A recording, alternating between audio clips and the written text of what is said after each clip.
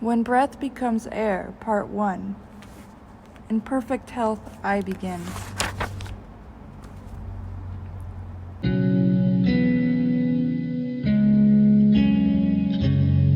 It did make the throwaway assumption that the mind was simply the operation of the brain, an idea that struck me with force. It startled my naive understanding of the world.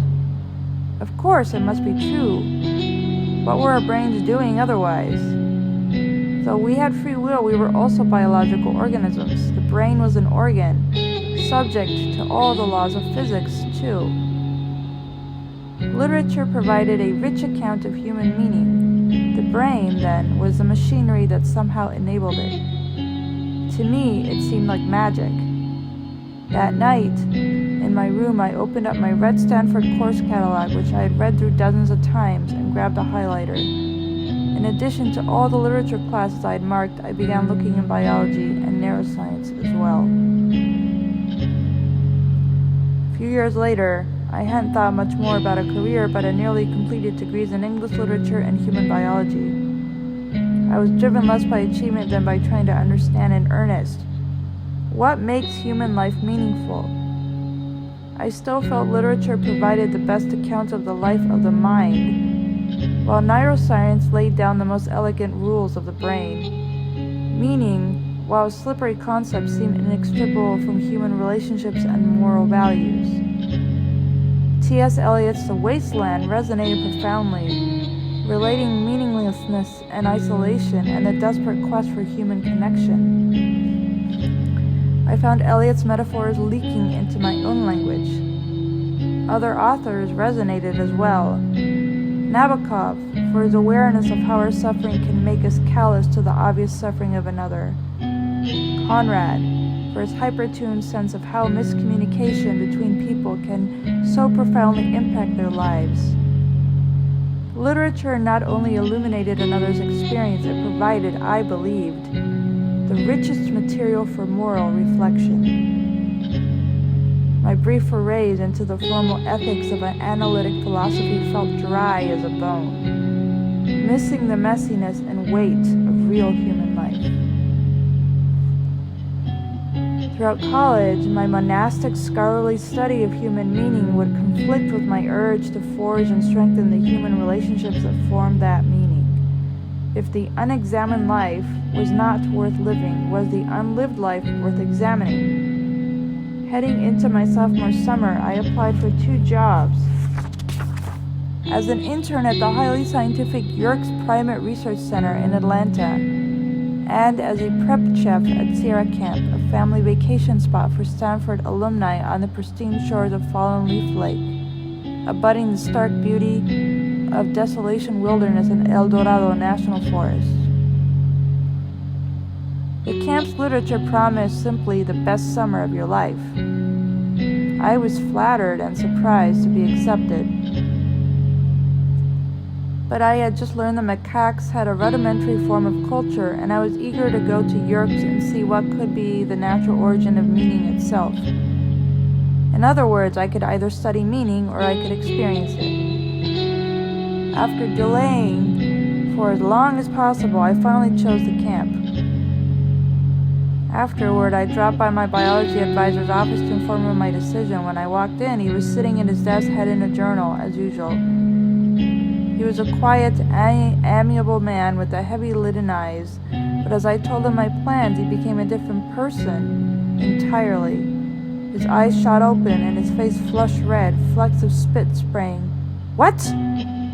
When you grow up, are you going to be a scientist or a chef?"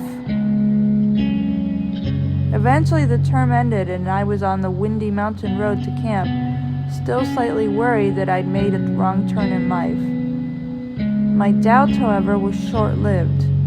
The camp delivered on its promise, concentrating all the ideals of youth. Beauty manifest in lakes, mountains, people, richness and experience, conversation, friendships. Nights during a full moon, the light flooded the wilderness, so it was possible to bike without a headlamp. We would hit the trail at 2 a.m., summiting the nearest peak, Mount Talek, just before sunrise. with the clear and starry night reflected in the flat, still lake spread below us. Snuggled together in sleeping bags at the peak, nearly 10,000 feet up, we weathered frigid blasts of wind with coffee someone had been thoughtful enough to bring. And then we would sit and watch as the first hint of sunlight, a light tinge of day blue, would leak out of the eastern horizon, slowly erasing the stars. The day sky would spread wide and high until the first ray of the sun made an appearance. The morning commuters began to animate the distant South Lake Tahoe roads. But craning your head back, you could see the day's blue darken halfway across the sky, and to the west, the night remained yet unconquered. Pitch black, stars in full glimmer, the full moon still pinned in the sky. To the east, the full light of day beamed toward you. To the west, the night reigned with no hint of surrender. No philosopher can explain the sublime better than this, standing between day and night. It was as if this were the moment God said, "Let there be light." You could not help but feel your speck-like existence against the immensity of the mountain, the earth, the universe, and yet still feel your own 2 feet on the talus, reaffirming your presence amid the grandeur. This was summer at Sierra Camp. Perhaps no different from any other camp, but every day felt full of life and of the relationships that give life meaning. Other nights found a group of us on the dining room deck, sipping whiskey with the assistant director of the camp, Mo, a Stanford alum taking a break from his English PhD, discussing literature and the weighty matters of post-adolescent life. The next year, he returned to his PhD, and later he sent me his first published short story, summing up our time together. Suddenly, now, I know what I want. I want the counselors to build a pyre and to let my ashes drop and mingle with the sand. Lose my bones amongst the driftwood, my teeth amongst the sand.